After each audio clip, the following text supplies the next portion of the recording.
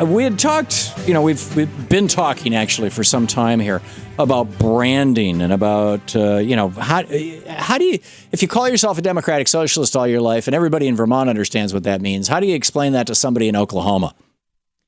And, or in Louisiana, even worse. When they're not even really sure in some of those places what the word democratic means, much less socialism. And this is not a new problem. Jack Kennedy, when he was running for president in 1960, was branded a liberal. This was the attack against him that Richard Nixon was using, that Jack Kennedy was a liberal. And liberal had, kind of a tint associated with it. It kind of went along with the Cold War. It's almost like socialist, right? It's the American version of socialist. And Jack Kennedy took it head on. He went to the Liberal Party of New York State. Now, New York State has fusion voting, so multiple parties can sponsor the same candidate. So Jack Kennedy in 1960 in New York State was on the ticket as both a Democrat and as a member of the Liberal Party. So anyhow, he goes to the Liberal Party and he gives this speech about, I'm proud to be a liberal. And this is, it went totally all over the place. And it kind of put the whole issue to rest. And so I wanted to share that with you because you probably heard it before, but it's worth repeating. Here's John Kennedy, 5-6 months before he became president, before he won the election. Here he is. What do our opponents mean when they apply to us the label liberal?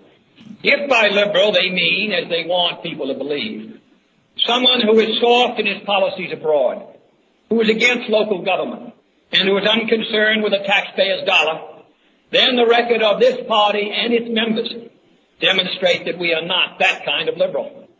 But if by a liberal they mean someone who looks ahead and not behind, someone who welcomes new ideas without rigid reactions, someone who cares about the welfare of the people, their health, their housing, their schools, their jobs, their civil rights and their civil liberties, someone who believes that we can break through the stalemate and suspicions that grip us in our policies abroad. If that is what they mean by a liberal, then I'm proud to say that I'm a liberal. So it's just, it's a matter of definitions. And I think that's what Bernie's doing. He's just coming right out and saying, okay, you want to know what a democratic socialist is? A democratic socialist is somebody who believes that all education should be free, that healthcare should be a right, not a privilege, so regardless of your wealth. The predicating reality of all of this, the thing that is at the foundation of all of this, is a reality that is rarely discussed. In fact, I don't think it's really been discussed at any great length since John Edwards was running for president. And his discussions of it tended not to break through into the mainstream media, although he was on this program a number of times talking about it. He was, obviously a flawed human being, but I think politically and economically, he really understood the United States. And the point that he kept making, and that he came on this program and made over and over and over again, is that poverty is not a natural thing. Poverty is not a force of nature. Poverty is not the natural consequence of how things just, hey, stuff happens. Poverty is not the result of that. Poverty is the result of very specific political and economic policies that define how the marketplace works and who wins and who loses in that marketplace.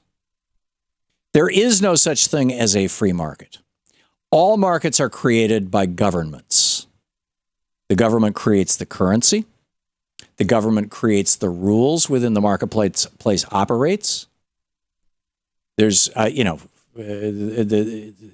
government defines what products can and cannot be sold and what ways they can be sold in a marketplace. The government has some control over how many people are participating in that marketplace. And so you can define that a variety of ways, how that marketplace works. As I said, keep in mind, this libertarian Ayn Rand notion of a, quote, free market is a fantasy. It does not exist. That's why I refer to libertarianism and objectivism as religions. You know, there are belief systems with no objective evidence. So here we have a political system and an economic system that are tied together. The politics defines the economic. For example, corn, right? Are we gonna subsidize the manufacture of corn because we want more ethanol, or because we want to put the Mexican corn industry out of business? Well, we did both. Or are we not going to subsidize the growing of corn and, you know, let the quote free market, you know, let farmers decide what they're going to do? Well, we chose to subsidize corn. We subsidize oil. You know, do we want fossil fuels? Well, apparently we do. We're putting a couple $100 billion a year in the pockets of the oil billionaires. So government decides the rules of the game. I mean, if you think of it as a football game or something like that, you know, government decides what the rules of the game are, what's fair, what's not fair, what's legal, what's not legal, and it has the enforcement mechanism to carry out those rules. So the question then very simply becomes, who's the government working for? If the government is working for the top 1%, that's a form of government called oligarchy. Because the top 1% are the oligarchs. Really, the real oligarchs are the 1/100th of 1% and smaller, but you get the point. If the government is working for the majority of the people, for more than 50% of the people, then you call that a small d democracy. And if the government is working for those people in a way that clearly provides them with what Franklin Roosevelt referred to as freedoms. You know, before he died, he proposed amending the Constitution to say there are 4 more freedoms. Sorry. And you know, this is very straightforward stuff. Modifying the economic policies of the United States so that it works for everybody rather than just the wealthy. And FDR did it. He pulled it off. Democratic socialist Franklin Roosevelt, who ran as a Democrat and was elected. Now, I'm not sure he ever called himself a democratic socialist. In fact, I'm quite sure he never did. But his policies, as any Republican who can remember the day, his policies were called out by all of the Republicans as socialist policies. That was their major fight against Social Security. You've heard me play the recording that Ronald Reagan did for the American Medical Association back in the 1960s, about Medicare, how Medicare was the road to socialism. And if Medicare gets passed, someday, my friends, we will look back and we will say that was the day that Americans stopped being free. I'm serious. This is you know, socialism was used as, you know, and Reagan and the AMA fought Medicare because it's democratic socialism. It's democratic because it was voted into place by the majority of representatives representing a majority of the people who supported it. And it's socialism because it's providing for the social needs. It's providing for the social welfare. It's providing for the general welfare. So step by step, you know, we have a big job, I think. Whether you support Hillary Clinton or whether you support Bernie Sanders or whether you're one of the few people who are listening who supports, you know, Webb or O'Malley or Chafee. And it's very few, apparently. No matter what, I think we need to have this conversation.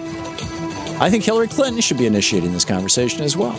What kind of a country do we want to have? Who are we running this country for?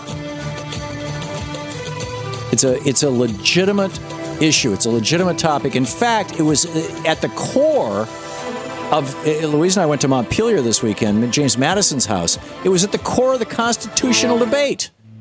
This is the Thom Hartmann Program. It was the reason why James Madison and 56 other people locked themselves in a room in Philadelphia, literally nailed the windows shut so nobody could hear what they were saying, and kept their meeting secret for 50 years.